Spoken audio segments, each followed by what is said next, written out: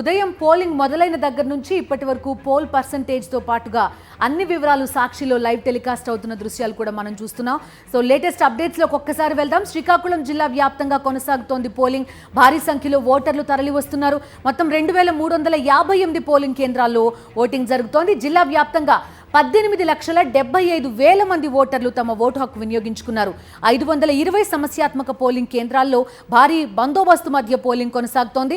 1655 polling కేంద్రాల్లో web casting ద్వారా పరిస్థితిని పర్యవేక్షిస్తున్నారు. మరోవైపు పాతపట్నంలో వైఎస్ఆర్సీపీ అభ్యర్థి రెడ్డి శాంతి, శ్రీకాకుళంలో వైఎస్ఆర్సీపీ అభ్యర్థి ధర్మాన ప్రసాదరావు, ఆముదాల వలసలో తమ్మినేని సీతారాం, టెక్కలిలో దువ్వాడ శ్రీనివాస తమ ఓటు హక్కును వినియోగించుకున్నారు.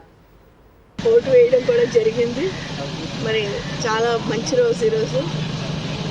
మరి నీతికి, నిజాయితీకి, ధర్మానికి కట్టుబడినటువంటి ప్రభుత్వానికి పట్టాభిషేకం చేయాలని మరి గౌరవ ముఖ్యమంత్రి గారు అయినటువంటి గౌరవ శ్రీ వైఎస్ జగన్మోహన్ రెడ్డి గారికి మళ్ళీ ముఖ్యమంత్రి చేయాలని మరి అందరూ కూడా చాలా హర్షిస్తూ ప్రతి ఒక్క ఆడబిడ్డ, ప్రతి ఒక్క రైతు, ప్రతి ఒక్క విద్యార్థి, మొట్టమొదటి విద్యార్థులు అందరూ కూడా మరి ఏ బూత్కి వెళ్తున్నా కూడా పెద్ద క్యూలు, పెద్ద లైన్స్ పెట్టి మరి అందరూ వెయిట్ చేస్తున్నారు ఓటు వేయడానికి.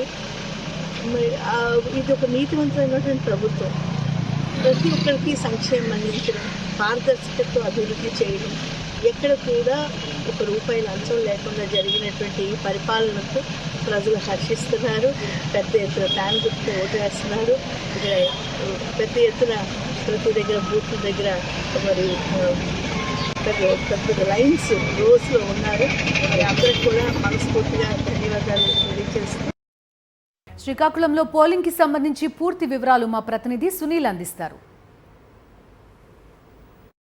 తమ ఓటును వినియోగించుకునేందుకు భారీగా క్యూ లైన్లో వేచి ఉన్న పరిస్థితి అయితే నెలకొంది. అయితే మధ్యాహ్నం సమయంలో ఎండ తీవ్రత ఎక్కువ ఉన్న నేపథ్యంలో ఉదయమే తమ ఓటు హక్కును వినియోగించుకునేందుకు ఆసక్తి చూపుతున్నారు. ఏదైతే ఫస్ట్ టైం వచ్చిన ఓటర్లతో పాటు ప్రధానంగా వృద్ధులు ఏదైతే 10-15 సార్లు తమ ఓటును వినియోగించుకున్న వాళ్ళు కూడా ఉదయం లేవగానే తమ ఓటు వేసేస్తే మంచిదని, దాంతోపాటు ప్రధానంగా 7 గంటల సమయంలో ఎండ తీవ్రత తక్కువగా ఉంటుంది.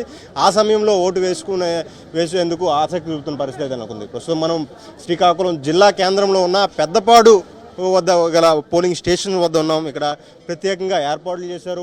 మహిళల కోసం ఒక క్యూ లైన్, పురుషుల కోసం ఒక క్యూ లైన్ ఏర్పాటు చేసిన పరిస్థితి నెలకొంది.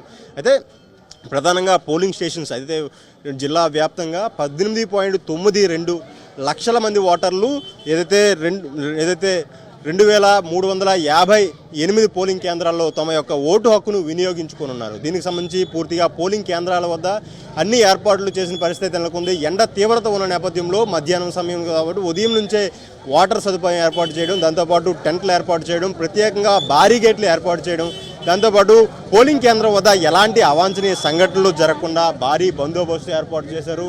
ఏదైతే సీసీ కెమెరాలతో పాటు ఒక సీసీ కెమెరాలను ప్రతి పోలింగ్ స్టేషన్ వద్ద సీసీ కెమెరాలను ఏర్పాటు చేశారు. ఏదైతే సమస్యాత్మక పోలింగ్ కేంద్రాలు ఉన్నాయో వాటి వద్ద 2-3 సీసీ కెమెరాలు, ఏదైతే అదనంగా సీసీ కెమెరాలు కావాల్సిన దానికంటే అదనంగా సీసీ కెమెరాలు, అదనపు బలగాలను కూడా ఏర్పాటు చేసిన పరిస్థితి నెలకొంది. అయితే ప్రధానంగా ఓటుకు సంబంధించి అవేర్నెస్ ప్రోగ్రాంలు, గతంలో ఓటుకు సంబంధించి గతం కంటే ఎక్కువ ఓటు పర్సంటేజ్, ఓటింగ్ శాతం పెరిగేందుకు అనేక కార్యక్రమాలు చేపట్టారు.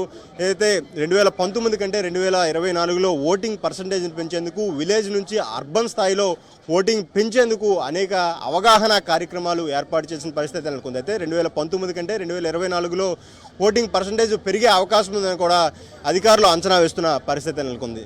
కెమెరామెన్ రాజుతో సునీల్, సాక్షి టీవీ, శ్రీకాకుళం నుంచి.